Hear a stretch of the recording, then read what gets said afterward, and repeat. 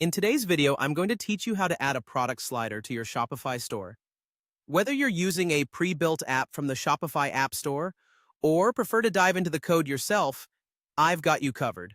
Let's explore both methods, starting with the app installation. If you're new to Shopify or just want a quick, hassle-free solution, using a dedicated app is a great way to go. To begin, head over to the Shopify App Store and search for terms like product slider or image slider. Take your time to browse through the options, paying close attention to each app's features, user reviews, and cost.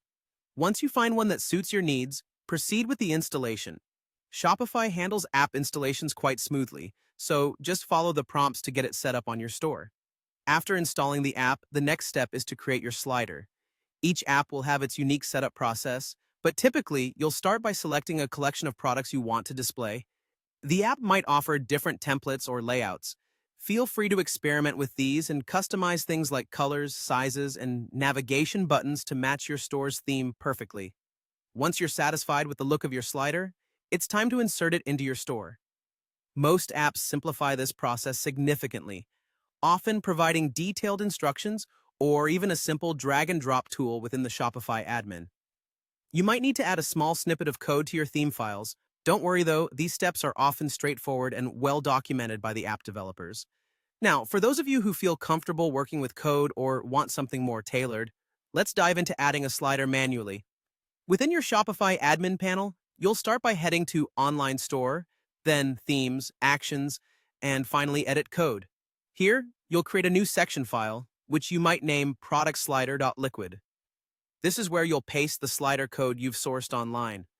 There are plenty of resources where you can find such code snippets, specifically designed for Shopify sliders. At this stage, you may need to adjust your theme liquid file, generally within the Famous Theo section, by adding necessary CSS and JavaScript files.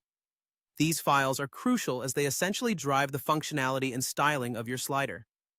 Finally, with everything in place, it's time to put the slider on your desired page.